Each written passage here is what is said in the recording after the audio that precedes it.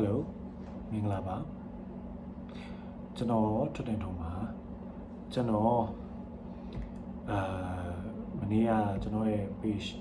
ပြီးတော့ account ကနေပြီးတော့ပေါ့နော်ဒီတိုင်းထိုင်နေမဲ့တူတူ sharing လေးလုပ်ရင်ကောင်းမလားဆိုပြီးကျွန်တော်စာလေးတင်ထားလိုက်တာပေါ့နော်တင်ထားလိုက်တဲ့ချိန်မှာလုပ်ရင်ကောင်းတယ်ပြီးတော့တီးချင်တဲ့လူတွေလည်းရှိတယ်ဆိုတော့sharing လုပ်လိုက်မယ်ပေါ့နော်ဆိုတော့ပြီးတော့နောက်တစ်ခုကကျွန်တော်ဒီနေ့ပြောမယ့်ဟာတွေရောနောက်ပြောမယ့်ဟာတွေရောဒါတွေအကုန်လုံးက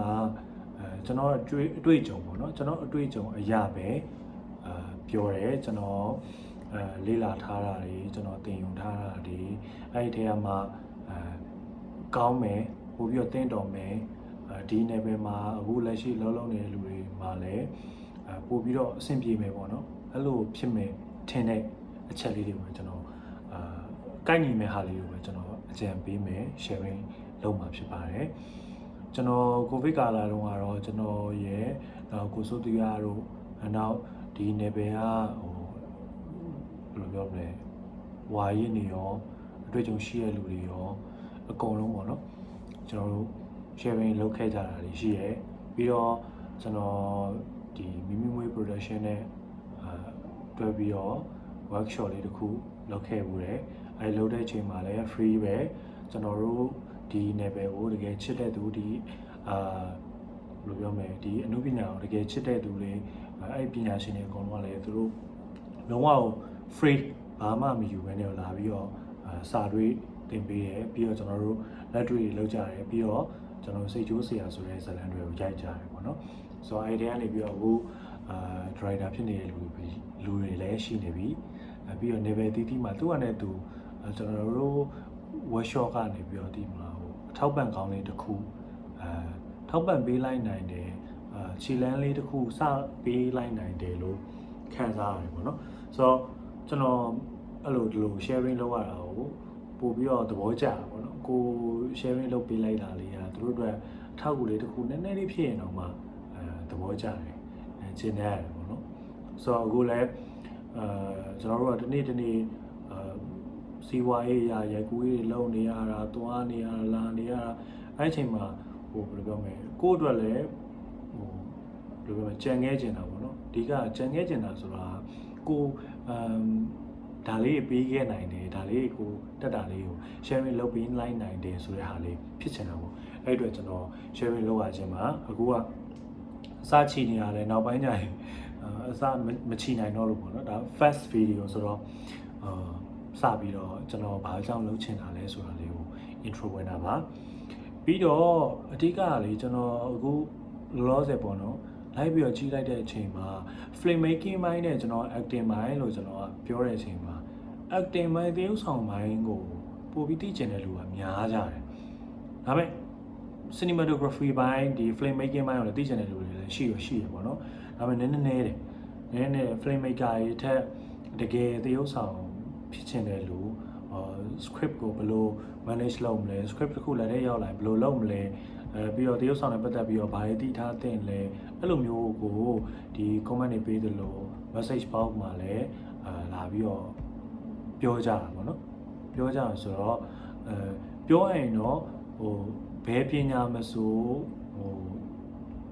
ဘယ်လိုပြောမလဲမပြီးဘူးပေါ့နော်ကျွန်တော်ပြောလိုက်တာကလည်းအဆုံးရှိသွားတာတော့မဟုတ်ဘူးဘယ်ပညာမဆိုအဝေးတော့ရှိသေးတယ်ဒါပေမဲ့ကျွန်တော်အများကြီးကြံနေလေ့လာရင်တော့ဒါပေမဲ့ကျွန်တော်သီးတလောက်နဲ့တက်တလောက်လေးကိုကျွန်တော် sharing လုပ်ပေးမယ်ပြီးတော့နောက်တစ်ခုကဒီဟာကိုတကယ်ကျွန်တော်ရိုက်နေတဲ့အချိန်မှာလည်းကျွန်တော်သုံးတယ်တချို့ technique တွေကတိတိတသားကျွန်တော်သုံးတယ်တချို့ technique တွေကမတိမတာနဲ့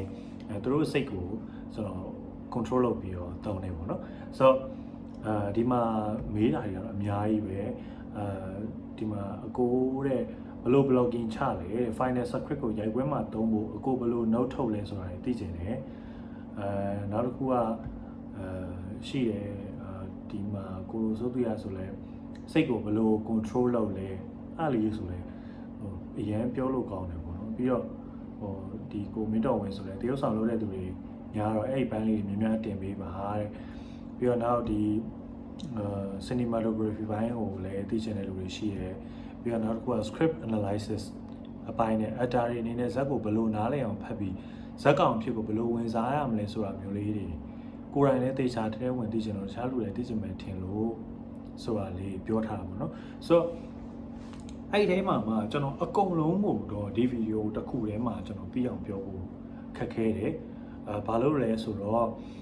ဘယ်အရာမဆိုဒီ film making อ่ะပေါ့နော်ဒီ film making ဒီရုပ်ရှင်တစ်ခုကြီးမှာဘာလို့လဲဆိုတော့ပါဝင်နေတာက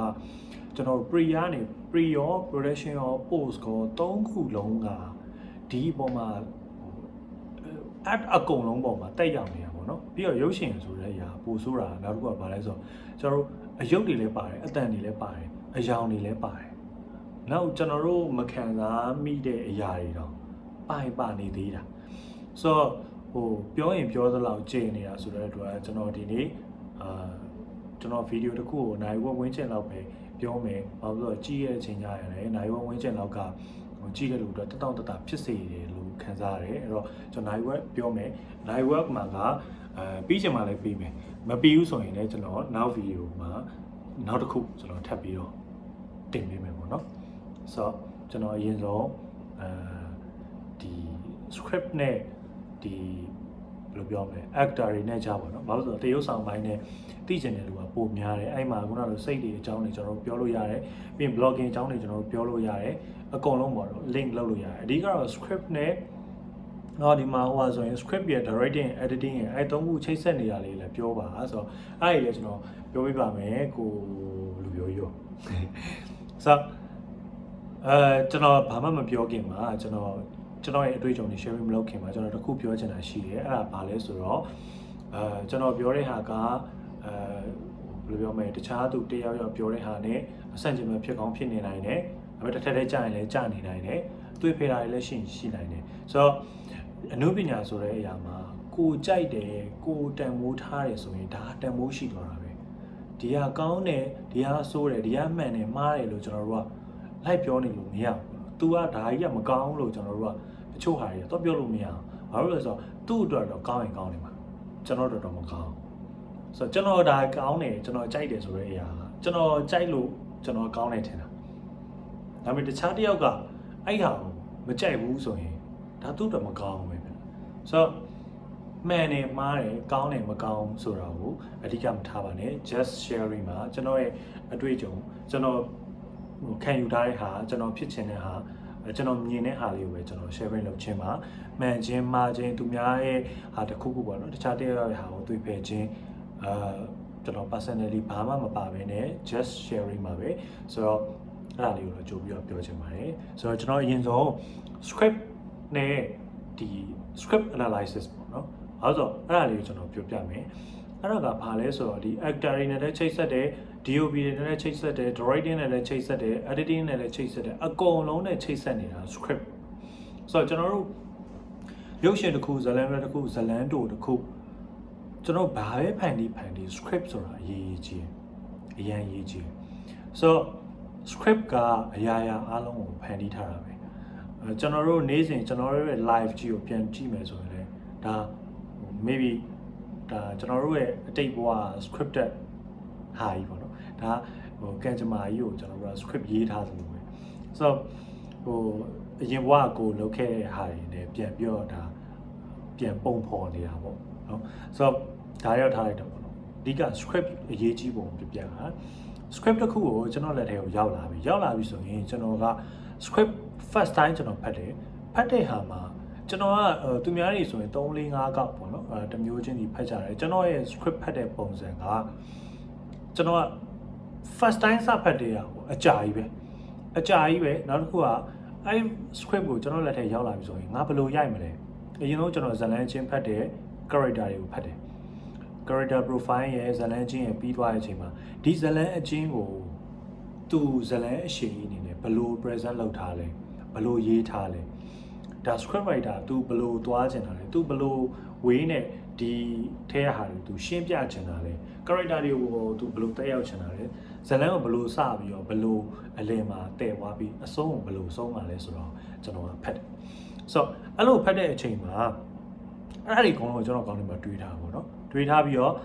စင်းဝမ်းစပြီးတော့ဖတ်ပြီးဆိုတဲ့ ဒီ visual ကြီးကိုကျွန်တော်ကခံစားလိုက်တာ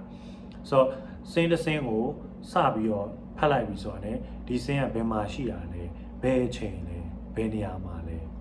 ဒီစင်းမှာဘယ်သူတွေပါတာလဲပြီးတော့ environment ဘယ်လိုပုံစံရှိတဲ့အတွက်ဒီလူကဘယ်လို character မျိုးမှာဘယ်လိုစိတ်ရှိနေရလဲအဲ့ဒါကခုနဒီ